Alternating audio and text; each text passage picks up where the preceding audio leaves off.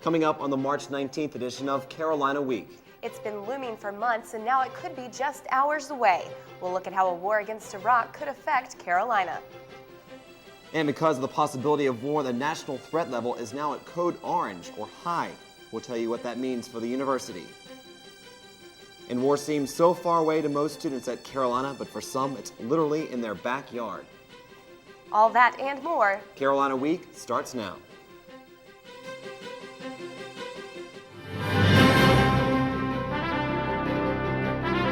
From the School of Journalism and Mass Communication at the University of North Carolina at Chapel Hill, this is Carolina Week.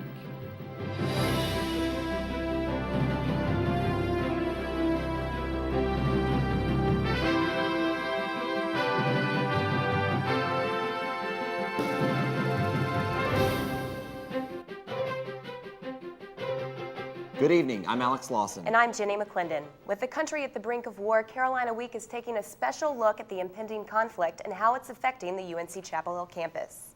As of late Wednesday afternoon, diplomacy has failed, troops are at the Kuwaiti border with Iraq, and a war seems all but certain. Carolina Week's Jade Biggio brings us the latest.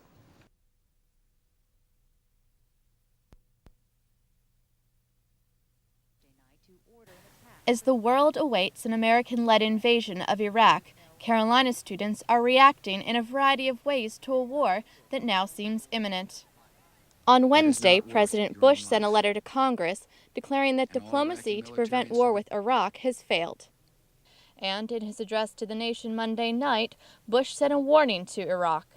Saddam Hussein and his sons must leave Iraq within 48 hours. Their refusal to do so will result in military conflict, commenced at a time of our choosing. As of late Wednesday, the deadline is just a few hours away, and Saddam refuses to leave. U.S. military troops are headed toward the Iraqi border. American action in Iraq has been named Operation Iraqi Freedom.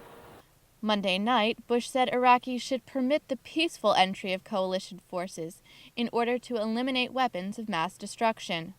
I urge every member of the Iraqi military and intelligence services, if war comes, do not fight for a dying regime that is not worth your own life. In Chapel Hill, I'm Jade Biggio, Carolina Week. Wednesday afternoon, according to the Associated Press, 17 Iraqi soldiers surrendered to U.S. soldiers at the Kuwaiti border, and the Middle Eastern country of Bahrain offered asylum to Saddam Hussein. With the possible war nearing, Chancellor James Measer sent out a mass email to the campus community Tuesday night. He said that Carolina's proud tradition of free expression and religious tolerance must continue. The chancellor encouraged students to educate themselves in the coming weeks, participate in open discussions, and be respectful of opposing views. He also pushed for students to attend a debate about the situation in Iraq on April 2nd at the Campus Y. Officials on the Carolina campus are paying close attention to the situation in Iraq and its effects here at home. Public safety recently stepped up its patrols across campus and is encouraging everyone to be more vigilant. Officers say students should report any suspicious activity, persons, or packages to public safety immediately. UNC Hospitals also remains on high alert. Officials there stepped up security immediately following the September 11th attacks, and they've made further changes since. The latest changes include an increased presence of security officers and stiffer parking restrictions. Parking along curbs is prohibited, and unattended vehicles will be towed immediately. Security at the nation's airports is changing as well. Officials at Raleigh-Durham International Airport received a directive from the Transportation and Security Administration on Wednesday, instructing them to make several changes. The biggest change is to the airport's entrances. The north entrance is closed and will remain closed until the threat level is lowered. All vehicles must enter through one entrance and will be subject to random searches. Also, a very strong police presence will remain in place, and passengers are reminded not to leave any baggage unattended. The FAA is restricting airspace over New York City, Washington, D.C., Disney World, and Disneyland. Well, coming up, Alex sits down with a UNC political science professor to talk about the consequences of a possible war with Iraq. And all students at Carolina are aware of the dangers of this war, but for many international students, the danger hits close to home.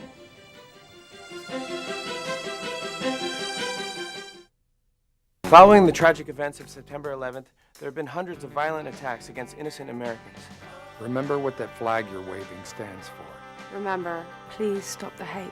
We're stronger when we are united. Remember what that flag you're waving stands for. One nation under God. Indivisible. With liberty And justice. for all. In America, there's either room for everyone, or it's not America. Don't pick the wrong fight. Let's keep America land of the free. Stop the hate. Making a can from recycled aluminum instead of from raw materials reduces air pollution by 95%. Recycle, it's the everyday way to save the world. Recycling all our Sunday papers would save over 500,000 trees a week. Recycle, it's the everyday way to save the world. Recycling a glass bottle saves enough energy to run the TV you're watching for 1 full hour. Recycle, it's the everyday way to save the world. The possibility of war made something normally wouldn't attract any attention interesting here on campus Tuesday as Army ROTC students practiced marching in the lower quad. 2 different squadrons of military students drew a crowd. Those signs and trees above shadowed opposite views. The students spent more than an hour practicing varying marches in Polk Place. ROTC students are a part of the military but aren't permitted to serve until after their graduation. Currently, more than 100 UNC students participate in Army, Navy, or Air Force ROTC programs. Officials say the students will continue to wear their uniforms on campus should war begin. The U.S. won't be fighting alone. A spokesman for the State Department says the coalition is broader than many people realize. In all, some 45 countries have offered to help in some way. Britain and Australia are sending the largest number of combat troops besides the U.S., while a number of other countries, including Bulgaria, the Czech Republic, and Poland, are sending non-combat troops, equipment, or supplies. A number of countries in the region are allowing U.S. troops to ready for war on their soil or are allowing American planes to fly through their airspace. The State Department says 34 countries have publicly offered some type of support. The troop counts are 300,000 from the U.S., 40,000 from the U.K., and 2,000 from Australia. Talk more about the situation in Iraq is Mark Crescenzi, a political science professor here at UNC Chapel Hill. He specializes in international conflict. Professor, thanks for being here. Thanks, Alex. It's nice to be here. Back in 1991, during the Persian Gulf War, there was a lot of worldwide support for our action in Iraq. But this year it's a little different. What makes it so different? I think the difference is the Bush Doctrine, the preemptive use of force. Last time in the Persian Gulf War, Iraq invaded Kuwait, and we responded to that. This time, there's no first attack by the Iraqis. It's a preemptive use, and obviously the international community is really struggling with that. There are several countries that have outspokenly said we do not support the United States of going into Iraq, such as France, Germany, and Canada and Mexico. What do you think are the long-term consequences politically for these countries and our relationships? It really depends on how the war turns out. If it's a short war with few Iraqi casualties, few civilian casualties, and we discover a lot of evidence of biological and chemical weapons, then the United States is vindicated, and France, Germany, the United Nations, and other protesters really lose a lot of power in this. But if it turns out that it's a long war with a lot of casualties and the evidence isn't uncovered, then the United States really looks like it made a big mistake that was very costly in terms of loss of life. And the United Nations, France, and Germany have a new access to legitimate power. Moving on to the economy, so far there are some signs that show that the international economy is going to be on a boost right now. Is that going to continue? I think it's going to be short-lived, but it's basically a reaction to the certainty of the information that's out there. The market hates uncertainty, and now it knows what's coming, and it can respond positively to that. What about on a global scale? What can we expect for the economy on the global scale? I don't expect as much of a positive upturn on the global scale because there's a lot of global uncertainty about who's next and whether or not the Iraqi war is going to be an isolated incident or part of a longer string of U.S. foreign policy. And that uncertainty is going to do a lot of damage for some time to come.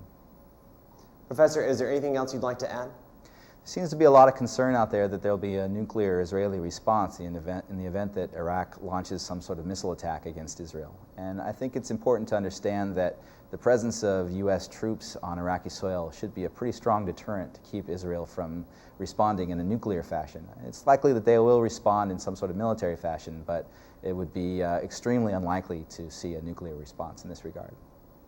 Professor Mark Crescenzi from the Political Science Department here at UNC Chapel Hill. Thanks for joining us. Thank you. Some students turn to their families and close friends in times of crisis. But for some UNC students, those people are thousands of miles away. Carolina Week's Amanda Eiler has more about how international students are coping.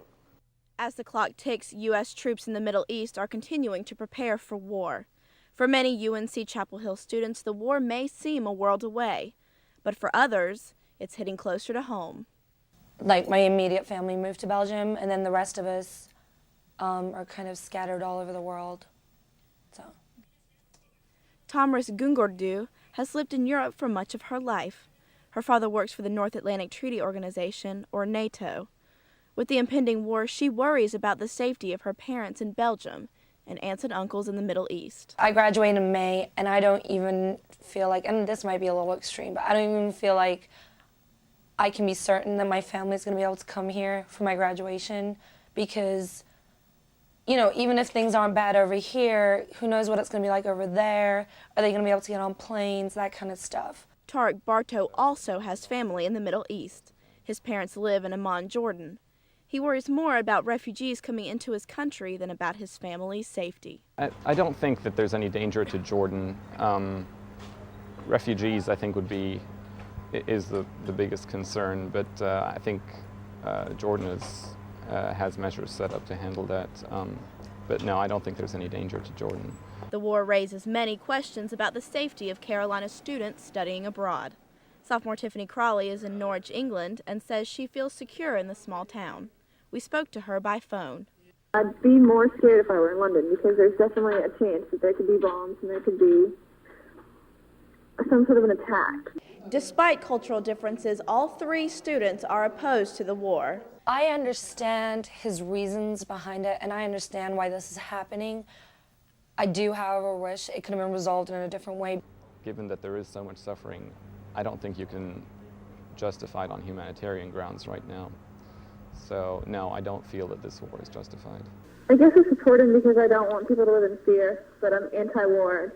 I understand why he's doing it. In Chapel Hill, I'm Amanda Eiler, Carolina Week. Although they're all opposed to the war, none of the three students we talked with has been involved in any of the public protests held here or abroad. The Carrboro Town Council is protesting war in a different way.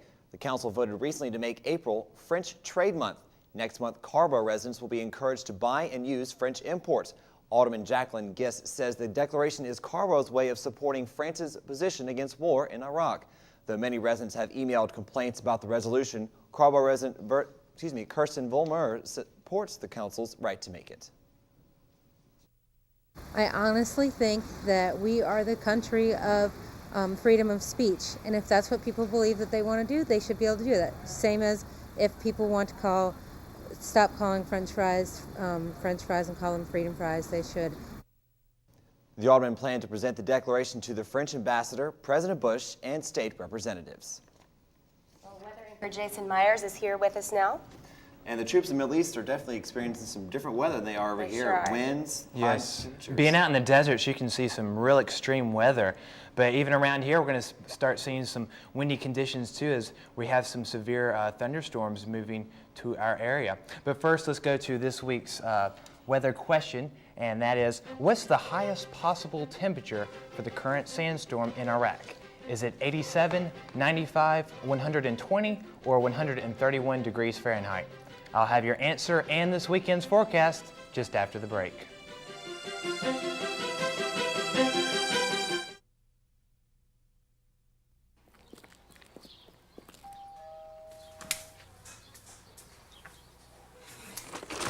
Mrs. Abruzzo, I'm Ed McMahon, and we're signing up people for... Yes, I am.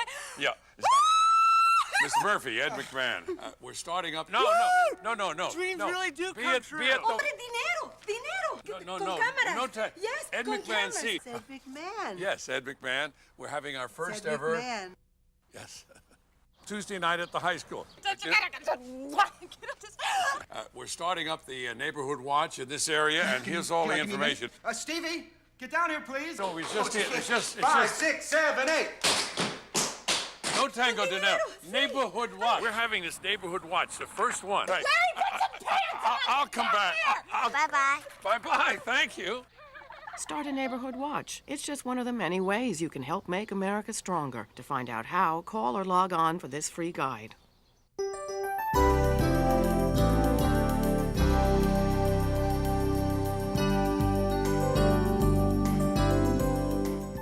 Hi, and welcome back to Carolina Week.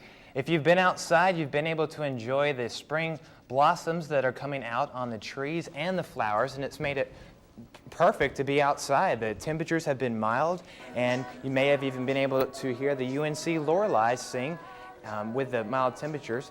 But the rain is on its way, and we could see a possibility for some thunderstorms. But even with the extreme weather that we might have here, Iraq actually has, or Baghdad, Iraq, actually has weather a lot like ours. For March, they have highs that range in the low 60s to low 70s and lows that stay around the 40s. And the weather, sometimes they have sun and rain, so it's a mix of sun and rain, just like our weather. But if you're in the desert where the troops are at, that's where the sandstorms are, and that's what's causing the major problems for the troops because of the sand getting in the equipment and just making it hard for visibility and things such as that. Now, if we look at some of the weather in our neck of the woods, it gets pretty extreme too right in here. These are where we've had some severe thunderstorms, and there's actually been reports of 12 tornadoes for Wednesday and also 2-inch diameter hail. So keep that in mind if you're going to be doing any traveling on Thursday, because those storms will be moving our area, or to our area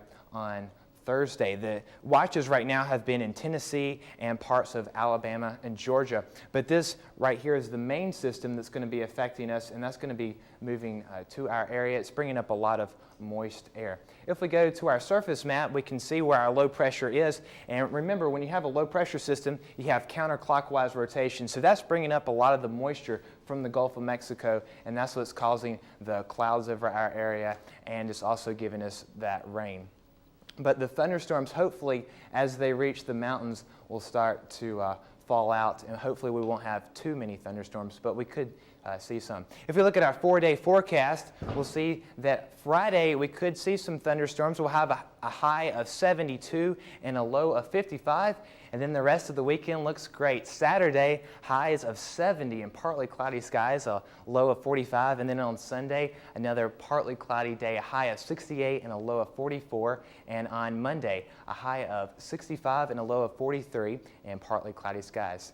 If you're going to be going to the beach, it's going to be very nice there too. A high of 72 on Saturday and a low of 58 and partly cloudy skies. And then on Sunday, a high of 70 and a low of 48 with partly cloudy skies. If you're going to be going to the mountains, it's going to be a little cooler but very nice. 65 on Saturday, partly cloudy, and a low of 42. And then on Sunday, we'll start seeing the clouds come to our area. It will be a high of 62 and 42. So the clouds will be coming and hit the west first. So the mountains could see a few rain showers here and there, but it shouldn't affect us too bad. But does anyone have an answer to our weather question? Hot. No matter what, I don't know. They're all hot. It does stay very hot, that's right. It's actually 120 degrees Fahrenheit, so it can get very hot in the desert during the day, and then at night, temperatures can get down very low, so you have those extreme highs and low temperatures. All right, I'm ready for some sun, but I think the weekend forecast is going to be good enough. It looks like it's going to be a great one. Yes. All right, thanks, Jason. Brittany McGraw joins us now with sports, and a lot of people with the possible war here are wondering, is the ACC tournament still going to go on? Exactly. Actually, Tuesday, NCAA President Miles Brand announced that all winter championships will continue. There will be no events canceled, but there will be enhanced security measures. Okay. And also coming up in sports, Tar Heel basketball fans are used to the ACC and NCAA tournaments. Now, some new letters for Carolina's postseason, NIT. We'll tell you how the Heels fared in the first round.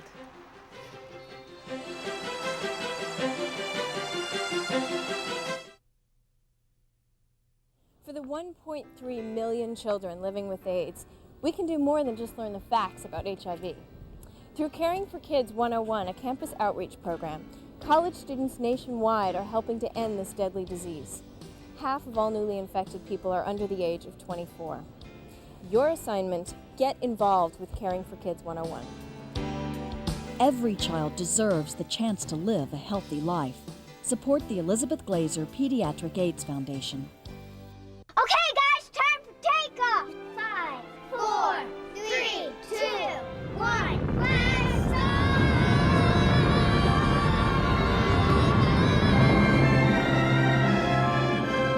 Wow!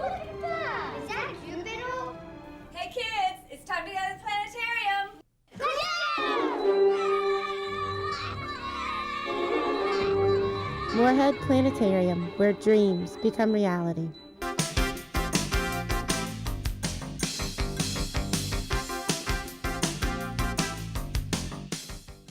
Welcome back to Carolina Week Sports. For the second year in a row, the men's basketball team missed the NCAA tournament, so it's on to the NIT with the Tar Heels hosting DePaul on Tuesday night.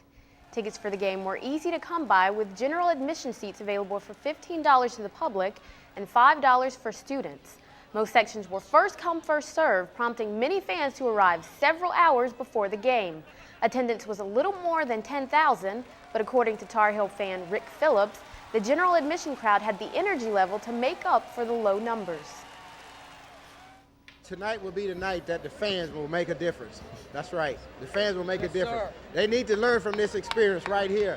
Those boosters that sit over here, clap their hand, wine and cheese, not tonight, baby. Not tonight. This is it tonight. The NIT may not be the tournament Carolina fans and players hoped for, but as David Shoemaker tells us, inspiration wasn't a problem for the men's team in Tuesday's first-round game against DePaul. It's not the tournament they want to be in. This is the NIT, officially the National Invitation Tournament, but most players know it as the Not Invited Tournament. Freshman David Noel says that for a team that entered the season with higher expectations, the trouble can be finding motivation. Some guys talk about it like we're playing for 66th place and things like that. But, once you get out on the court, we put all that behind us, and then we just go out there and play. In the first half, okay, David, I guess you're sufficiently motivated. But with Sean May back in his suit after hurting his ankle against Duke, Carolina's motivation wasn't enough to keep DePaul's Andre Brown from exploiting his size advantage. His tattoo says he's a beast, and if you don't believe that, just look at his stat sheet. Brown tallied 10 points and 11 rebounds in the first half alone to give his team a 6-point halftime lead. But Matt Doherty's team wasn't quite ready for the season to be over. Could have hung our heads in the second half, but a guy named Raymond Felton came out, and boy, did he set the tone with his defense. Felton and the Heels stifled DePaul with the press in the second half, leading to more than a few crowd-pleasing dunks. For the game, Carolina had an impressive 35 points off turnovers. Noel finished with 21 points and 11 rebounds, both career highs. He credits Felton for getting him the ball. He sees the court better than anybody I know. And when you're playing with a guy like that, it's easy to get buckets. For Carolina Week Sports, I'm David Shoemaker. The Tar Heels will be back in action next week, taking on the winner of Thursday's Wyoming-Eastern Washington matchup. With the possibility of war and a huge storm in Colorado, the women's basketball team has been in limbo about if and when the Heels would head to Boulder for their NCAA tournament first-round game. Coach Sylvia Hatchell says she told her players not to worry about things they can't control. I just told the players we just need to be very flexible. Our schedule could change according to, possibly the weather or the situation, with Iraq. So, the players know that, we're flexible and that's a part of it. So, but I think they're very focused and anxious to get back on the court. The Heels will leave Wednesday night and fly into Colorado Springs. The team will face Austin Peay Saturday. Hatchell says she thinks her team is ready, but the 14th-seeded Lady Governors and their coach, Susie Gardner, are not to be taken lightly. They've got excellent players. They got an excellent coach who was an outstanding player at Georgia. And I'm sure the team will play like their coach played when she was a player. And so I expect them to be very fundamental, play great man-to-man defense, and shoot the ball well. Carolina baseball will try anything to keep winning. The 13-5 Tar Heels sported green hats Tuesday for some post-St. Patty's Day luck, but they figured not to need luck's help against 1-9 Princeton.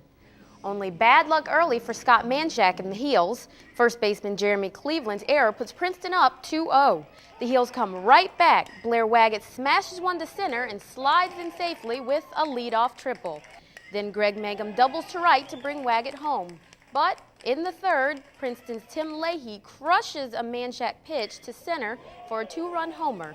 The Tigers go up 4-2 and hold on to pull off the upset 8-3.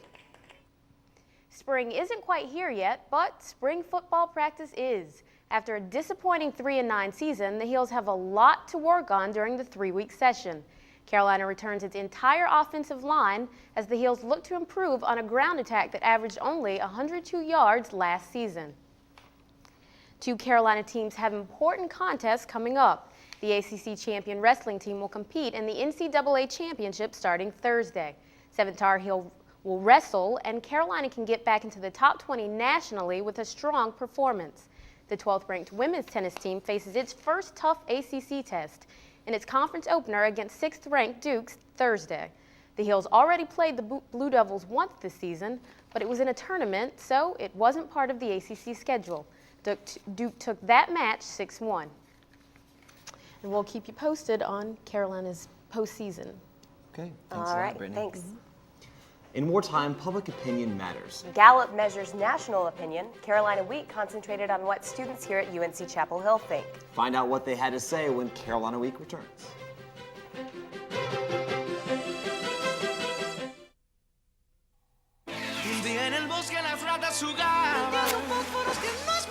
Escucha Smokey antes de tratar. Solo tú. No juegues con fósforos, no juegues con fuego. No hay nada perturbable con el asustado a un pobre ratón sin casa en que vivir. Si un hermoso bosque es lo que deseas, no juegues con fósforos, no juegues con fuego. Solo tú puedes prevenir los fuegos forestales. ¡Fuego! If you have a story idea, contact Carolina Week at 843-8292. You can also visit us online at carolinaweek.org. If you have questions about this program, write Carolina Week at Campus Box 3365, UNCCH, Chapel Hill, North Carolina, 27599.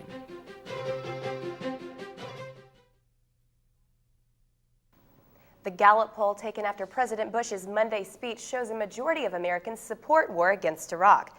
44% of Americans support the war because it's the right thing to do. 21% support the president but aren't sure if war is right. 30% disapprove, and 4% had no opinion. 68% of Americans believe the U.S. has done all it can to solve the crisis diplomatically. 28% believe more diplomacy should have helped. Polling expert Phil Meyer says a spike in support of the president is par for the course. President Kennedy's highest point in popularity was also at the time of his biggest disaster, the Bay of Pigs invasion. So the public, in times of crisis, rallies around the flag and behind the president. The Gallup polls monitor what people across the country are feeling. But what do students here at Carolina think about the current situation? In this week's Speak Out segment, we asked, do you support going to war because it's the best thing to support the president, or not at all? I still initially support him because if we don't do anything, we're just going to wait around for the next major event to come along and then be like, oh, we should have fought. I can't say that I'm fond of going to war, but I feel like Bush is doing what he believes is best for the country. I'm not sure if it is or not. I realize that we need to do something about the situation to protect ourselves and to protect the Iraqi people. I really don't support the war, and I can't really support it just because Bush is the president, just because, I mean, he is just a citizen of our country. Unlike the Gallup polls, our sample is not scientific and doesn't necessarily reflect widespread opinion on campus. That does it for this edition of Carolina Week. Be sure to tune in on Monday for continuing coverage of the war in Iraq. Have a good night and a good week. We'll see you here next time. Good night.